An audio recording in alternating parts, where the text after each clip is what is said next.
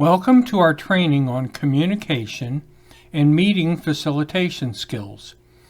This training includes watching this video and reviewing the documents that are attached in the lesson media section of this lesson. Please remember that after you have completed this lesson, you are required to complete the attached quiz with a passing score of at least 70%. For your convenience, we have also attached a copy of the PowerPoint slides. We hope that you enjoy the training and that the training meets your needs. We are first going to talk about communication skills. We might ask why developing strong communication skills is important for a case manager. There are several reasons. First, it helps us to better understand people and situations. By assuring effective communication, we can assure that we are able to listen to others and clarify any possible misunderstandings. We are able to communicate our understanding of situations to others to assure that we have the proper understanding, as again and again clarifying any possible misunderstandings. Second, strong communication skills build trust and respect. People trust others who really seek to understand them and who are open and honest in their communication. Part of communication skills is treating others with respect, and when we do that, we earn the respect of others.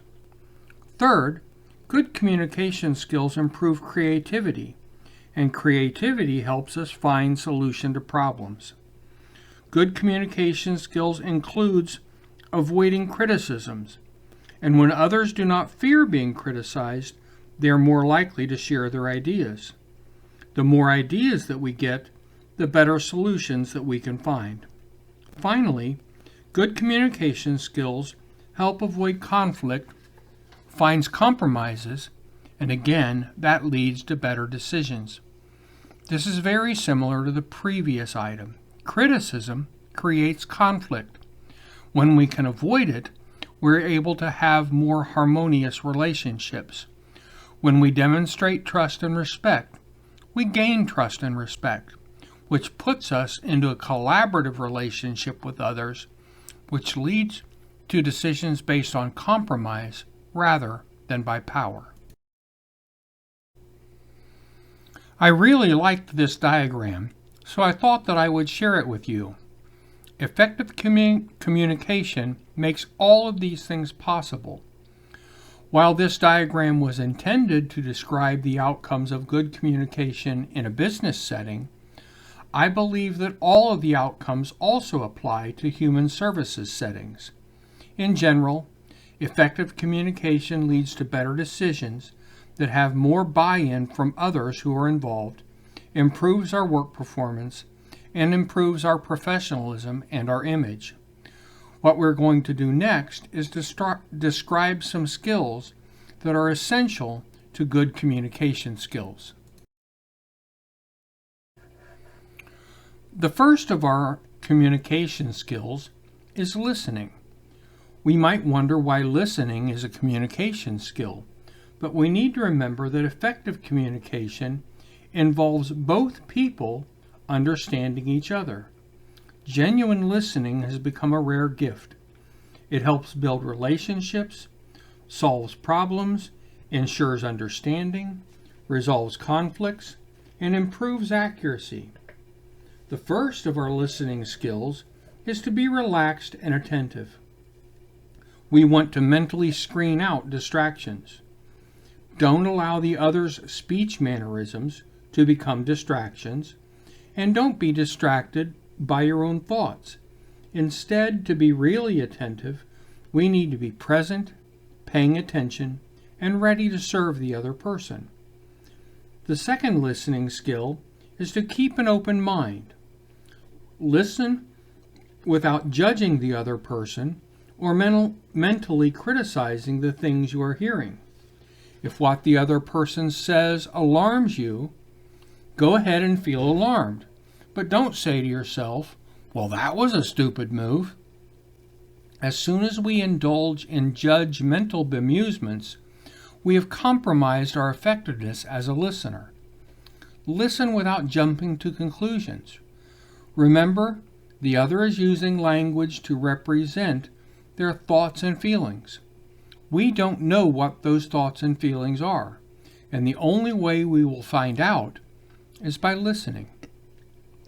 The third listening skill is to avoid interrupting and don't impose our solutions. Children are taught that it's rude to interrupt. Unfortunately, I'm not so sure that we remember this lesson when we become adults. When we interrupt others, we are sending a variety of messages, such as, I am more important than you, what I have to say is more interesting, accurate, or relevant, or I don't really care what you think. We all think and speak at different rates. If you are a quicker thinker and an agile talker, the burden is on you to relax your pace for the slower, more thoughtful communicator. When listening to someone talk about a problem, refrain from suggesting solutions. Most of us don't want your advice anyway. If we do, we'll ask for it. Most of us prefer to figure out our own solutions. What we need to do is listen and help the other figure out his or her own solutions. The fourth listening skill is to ask questions only for the purpose of increasing understanding. Asking questions in a conversation happens all the time. Our questions often lead people in directions that have nothing to do with where they thought they were going. Sometimes we work our way back to the original topic, but very often we don't. If we ask a question that has led the other astray, we need to take responsibility to get the conversation back on track. And finally, we need to use reflection and empathy in our communication with others to assure that the communication is effective. We know that these are effective clinical and counseling skills, but they are more than that. They are skills that are necessary for communication to be effective. Reflection is communicating back to the other that you understand the content of their message. Reflection not only it includes communicating that we are listening, it also communicates that we understand what the other person is saying. Empathy is communicating that we understand how the other person feels. It does not require us to feel what the other person feels, but it does require us to pay attention to the feelings of others. Remember, when the other is communicating with us, they are attempting to communicate both thoughts and feelings, and so reflection and empathy shows that we understand both. Successful communication is essential to use in both our professional and personal lives. But it is not necessarily the words that we use, but it may also be that our nonverbal cues speak the loudest. Body language is the use of physical behavior, expressions, and mannerisms to communicate nonverbally, and it is often done instinctively rather than consciously. We are continuously giving and receiving wordless signals. In some instances, what comes out of our mouths and what we communicate through our body language may be two totally different things. If we say one thing and our body language says something else, our listener will likely feel that we are being dishonest. So let's look at some of the things that make up body language. First is facial expression. The human face is extremely expressive, able to convey countless emotions without saying a word. And unlike some forms of nonverbal communication, facial expressions are universal. The facial expressions for happiness, sadness, anger, surprise, fear, and disgust are the same across cultures. We have to make sure that our facial expression is congruent with our verbal message. It is hard to believe that we are supportive of a person if we have a scowl on our face. Second is gestures. Gestures are woven into the fabric of our daily lives. We may wave, point, beckon, use our hands when arguing or speaking animatedly, often expressing ourselves with gestures without thinking. However, the meaning of some gestures can be very different across cultures. While the OK sign made with the hand, for example, conveys a positive message in English-speaking countries, it is considered offensive in countries such as Germany, Russia, and Brazil. So it is important to be careful how we use gestures to avoid misinterpretation. Next is eye contact. Since the visual sense is dominant for most people, eye contact is an especially important type of nonverbal communication. The way we look at someone can communicate many things, including interest, affection, hostility, or attraction. Eye contact is also important in maintaining the flow of the conversation and for gauging the other person's interest and response. Body language also includes personal space. Have you ever felt uncomfortable during a conversation because the other person was standing too close to you? We all have a need for physical space, although the need differs depending on the culture, the situation, and the closeness of the relationship. We can use physical space to communicate many different nonverbal messages, including signals for intimacy and affection, aggression, or dominance. And finally, we want to talk about voice. It's not just what we say, it's how we say it. When we speak, other people read our voice in addition to listening to our words. Things that others pay attention to include our timing and pace, how loudly we speak, our tone and inflection, and sounds that convey understanding such as ah or uh-huh. Think about how our tone of voice can indicate sarcasm, anger, affection, or confidence. In effective communication, we want to be clear and concise. In doing so, first say exactly what you mean. Don't beat around the bush. No one has the time or tolerance for it. Instead, be direct without being unpleasant. There's a simple model for saying exactly what we mean called the 3W feedback model. The 3 W's are what, why, and way. With what? Describe the situation as you see it and be specific. The description should be based on your own observations, not hearsay or assumptions. With why, describe the impact that you have observed. If there is not a significant impact, you may not wish to address the situation. The way describes what you would like to see happen. Again, be succinct. Using this method, we can be clear, concise, and non-attacking. Second is avoiding jargon in our communication. Every specialized field has its own terminology, and these phrases become a part of how we communicate. So when we are talking to someone outside our specialized field, we want to avoid jargon. So we want to avoid talking about a mental status examination, a biopsychosocial assessment, or a FARS or CFARS. Only people in our field will know what we're talking about. Next is to keep our communication short and simple.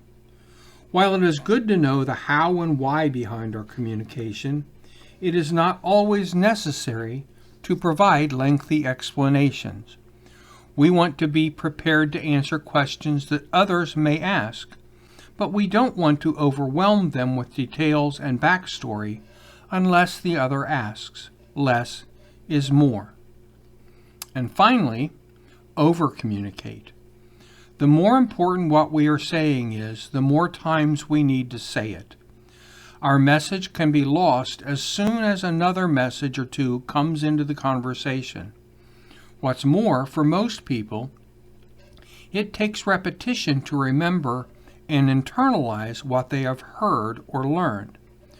We may feel like we are over-communicating, but chances are good that each time we return to a subject, we are instead reiterating and providing additional clarity. Our next communication skill is to demonstrate friendliness. Friendliness starts by caring about people. We want to listen when others talk and don't interrupt. Ask questions, draw the other out, be interested in their story without bringing our own story into it. Be appreciative of others.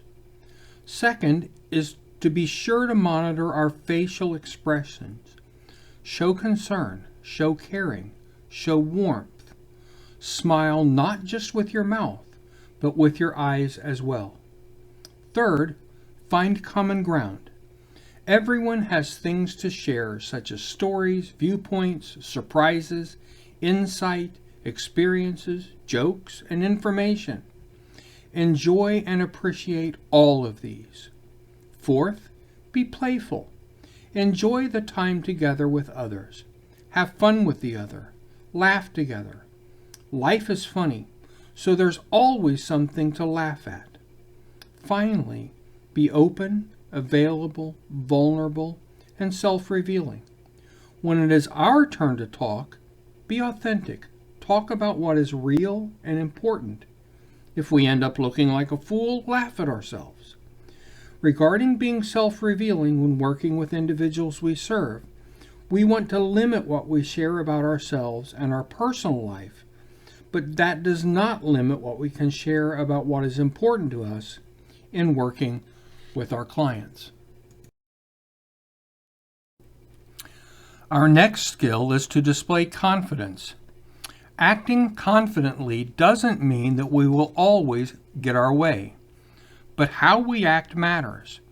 And as we indicated when we talked about nonverbal communication, how we act when we communicate may matter more than the words that we say. It is vital to our own sense of self-worth to interact in a way that makes us feel effective. Interestingly, we don't have to be confident to act confidently. Actions often precede feelings. A couple of suggestions for communicating confidence. First, use a stable and clear tone of voice. We may need to practice, but speaking in a clear voice without whispers or stammering conveys self-assurance. Second, make eye contact. No staring at the floor or looking out the window. Confident eye contact isn't a persistent stare, but it is meeting the eyes of others as we speak and make our point. Third, no attacks or threats. Self-confidence isn't aggressive. A self-assured person can hear what someone is saying, respond to them, and maintain their own point of view or make compromises to solve the real problems that are presented. Fourth, speak from the heart. We want to try to connect to our inner sense of well-being and our inner convictions when we talk to others and assert ourselves. We might appear passionate, but passion can exude a sense of sureness. Next, express gratitude. Confidence is very different from arrogance. Someone who is confident is able to express gratitude to someone else. An added bonus is that expressing gratitude happens to be one of the most effective ways to strengthen relationships. And finally, acknowledge others. Give and receive compliments. Recognize others' successes and difficulties. Recognize, accept, and understand the reality of the other's world and their worldview. The next effective communication skill is empathy. We need more empathy. We need more empathy in our work, our communities, our families, and in all aspects of life. Empathy is the most underused and underdeveloped skill for communicating, for building trust, influencing others, and resolving conflicts. It is fundamental and powerful. If success in life and work is about building effective relationships, then success in relationships is about demonstrating empathy. Empathy is not about agreement.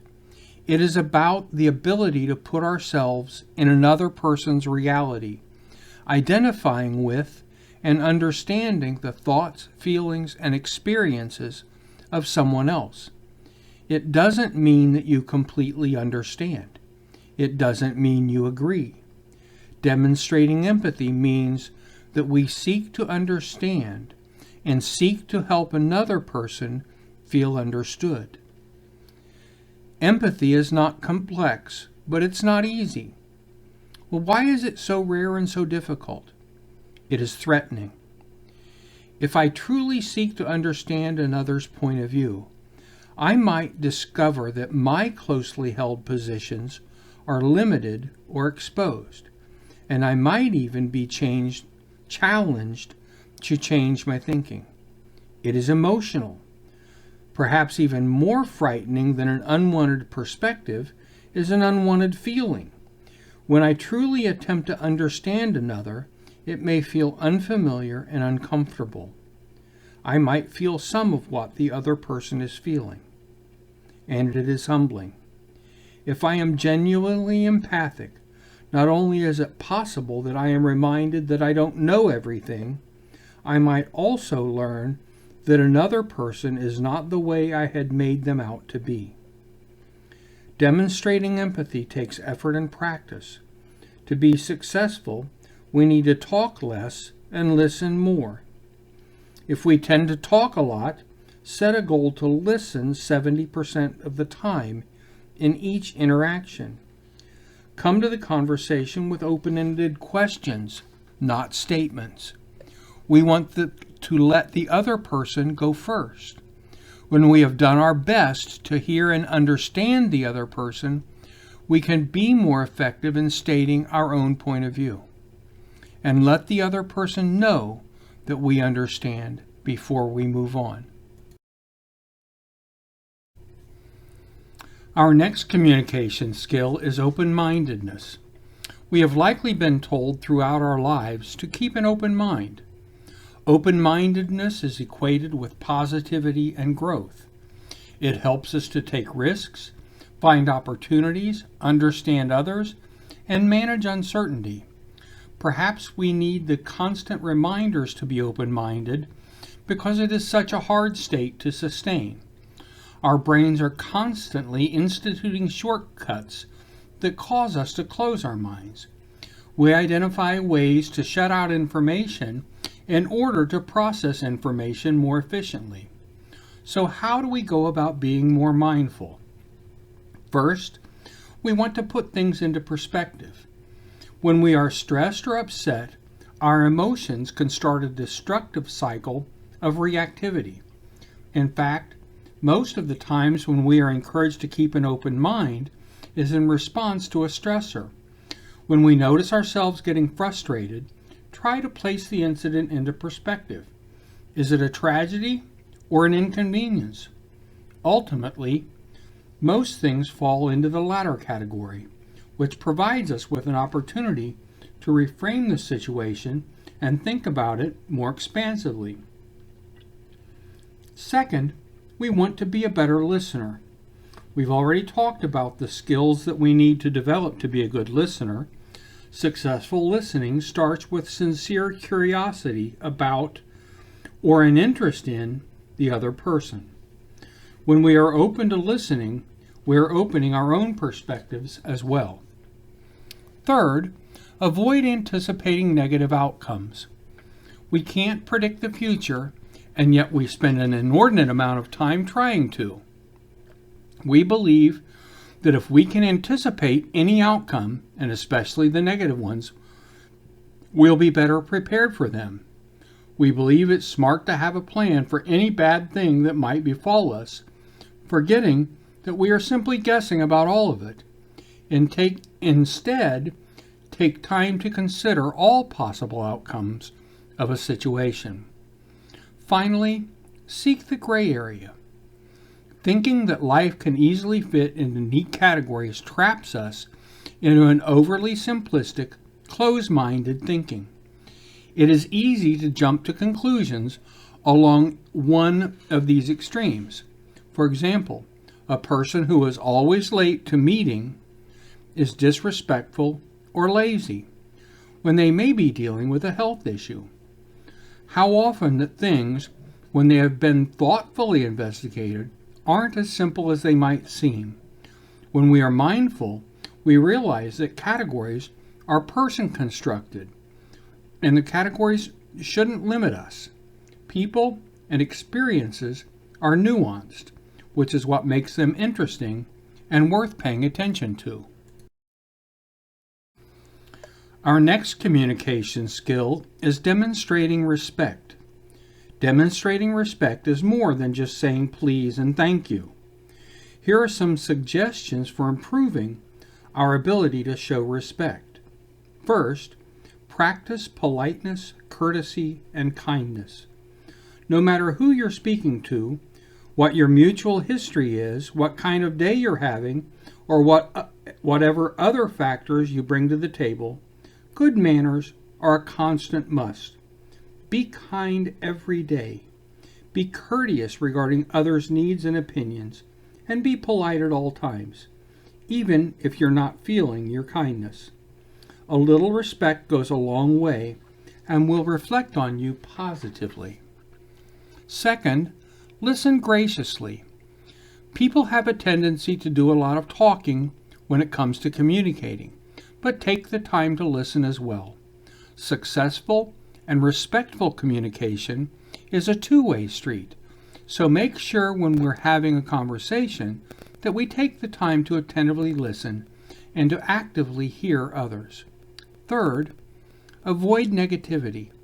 No matter how frustrated we are, it's never acceptable to insult, disparage, or make fun of other people or their ideas. In the end, it will only lead to a mutual loss of respect. Instead, choose a constructive way of compromising or collaborating to solve problems or address issues. Fourth, talk to people, not about them. If you take issue with a person or situation, the best way to address the problem is head-on.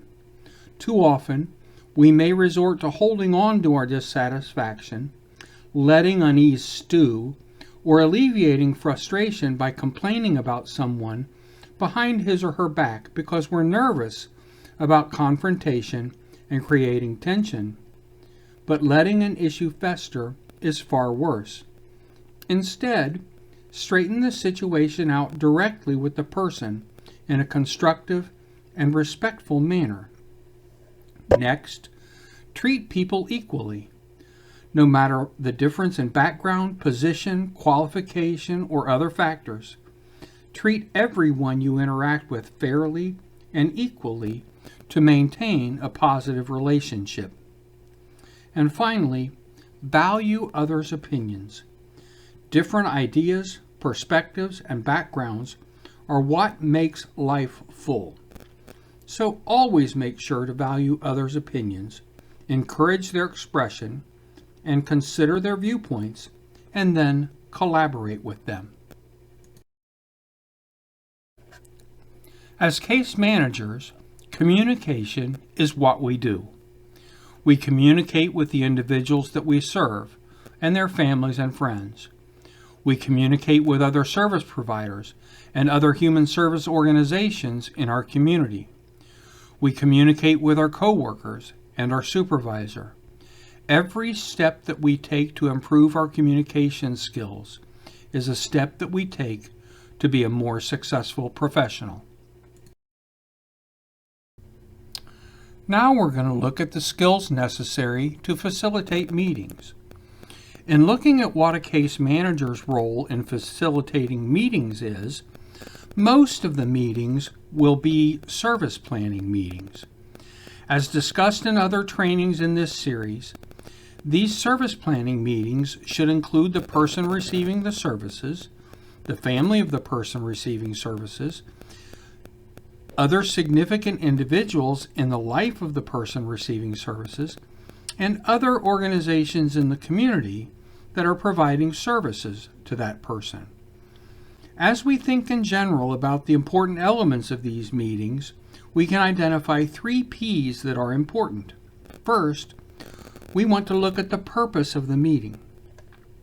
With our service planning meetings, ultimately, these are decision-making meetings, but these meetings may have elements of brainstorming meetings as we are exploring options for the person served. We also want to define the endpoint and work backwards. Conduct a quick mental exercise. The meeting is over and it was awesome. What happened? Understand the ideal outcome and then reverse engineer the process you need to create that outcome. Second, we want to consider who the people are that should be at the meeting. We have basically listed the participants that should be at the meeting. Once we know our list, we want to make sure to engage people with diverse perspectives to avoid groupthink. Then, we need to find the right place to meet. Please resist the temptation to just hold meetings at your office. Think creatively to find a place where everyone in the meeting will be comfortable. Finally, during the meeting, make sure to call on the quiet ones. Every group has people who love to talk and people who are naturally quiet. Before the meeting, spend a minute thinking about who is likely to be silent and plan ways to engage them, such as a direct question that is appropriate for their unique expertise. Then, once the meeting starts, try to engage these people without putting them on the spot. Often, the quiet ones have been listening carefully and have interesting observations to share with the group. Finally, our 3rd P is to define the process that we're going to use for the meeting. First, we want to create a timed agenda. Every meeting benefits from having a timed agenda. By thinking through the topics to discuss and how much time you want to spend on each topic, you can ensure your goal for the meeting fits the available time. Don't go overtime. Firm end times provide a powerful incentive to keep meetings moving. If you do have to go past the scheduled end time, check with all the participants to see if extending the meeting can work. And if you do extend, agree on a new time and stick to it. But better yet, create an expectation of starting and ending meetings on time. Take notes. This is obvious but often overlooked. So many meetings stimulate useful discussion that creates no value because it is not captured and acted upon. Don't fill a room with hot air. Fill it with notes on a whiteboard that you can use to take action after the meeting. Don't lose sight of the meeting objectives. Consider posting the meeting objectives and expected outcomes on the wall or at the top of your agenda. When discussion wanders, refer back and ask, is our discussion helping us to get to our objectives for this meeting? And finally, follow up after the meeting. People like feeling heard. Following up with meeting participants to thank them for their time, recap action items, and commit to a timeline allows the meeting participants to feel appreciated. The first step in improving our meeting facilitation skills is to know our role and to own it. A facilitator's job is to help the group reach the best outcome possible. The facilitator gets to decide when and for how long the group will talk about each agenda topic. Own that power. If we let the group discuss and decide how to proceed on process, then we could lose control of the meeting. People generally don't want to make decisions about how to make decisions. They want us to lead that process so they can get on with the important stuff, making the decisions. That said, we can still ask for advice on how to proceed, but ultimately, the decision on how to proceed is ours. Despite all the talk of power, you're not a dictator. A facilitator does not make decisions for the group, and usually facilitators don't even share their own opinions. In other words, the facilitator does not respond directly to a meeting participant with a comment like, "I disagree with what you just shared." Our next skill in meeting facilitation is to remember that the agenda is key. A lack of preparation into agenda setting is a key reason why meetings go sour. Set the agenda in advance. Ask the person served what he or she would like to discuss in the meeting about service planning. If you can, send your proposed agenda to members prior to the meeting. Don't overload the agenda. Topics usually take longer than allocated, and people love a facilitator who concludes the meeting early. Put the most important agenda items near the start of the meeting. This ensures the topic is discussed and you can address the matter while the energy in the meeting is still high. Next is the idea that logistics matter. Eliminating logistical problems requires attention to detail. Don't be the facilitator who has everyone waiting half an hour because someone has to buy that Mac connector cord that you forgot to bring with you. Make sure the room is appropriate and as comfortable as possible. Meetings should take place in a quiet room, meaning cafes and restaurants are not good choices. Make sure you have everything you need. If you're using electronic equipment, make sure you have all the connections and that the equipment works. If you're working with whiteboards or flip charts, check that the markers work and that you have flip chart paper and/or whiteboards available in the room. Arrive 30 minutes early to set up and to make sure that you have everything that you need for the meeting. Finally, know where the restrooms are and where water and other refreshments can be obtained. It is also important to respect the rules. I want to highlight one important rule for your service planning meetings, and that is the person receiving services makes all of the final decisions regarding his or her services. Make sure everyone else in the group understands this rule as well, and the decision-making process. Don't pretend that everyone has the authority to make a decision. At the start of the meeting, it's useful to be clear about any other expectations or any other rules. Along with respecting the rules is respecting the culture and the code of the group. There's more to decision-making than just knowing a group's official decision-making process. Each group has its own unique way of dealing with meetings. Observe the meeting culture and match it. Some groups have a culture of loose facilitation, where the facilitator rarely intervenes and allows for members to stray a little. Other groups have a culture of tight facilitation, where the facilitator might keep rigid track of who is speaking and how long they can speak for.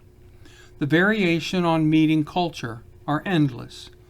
The best way to find out a group's culture is to ask questions and to observe their meetings, then abide by that code.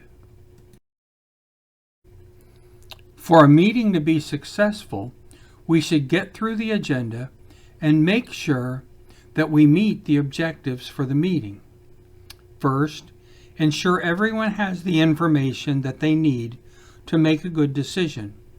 If possible, send information for the meeting prior to the meeting. Allow participants to ask clarifying questions. If there are some gaping holes or unanswered questions, then consider postponing the item so the needed information can be collected. Also, allow time for discussion.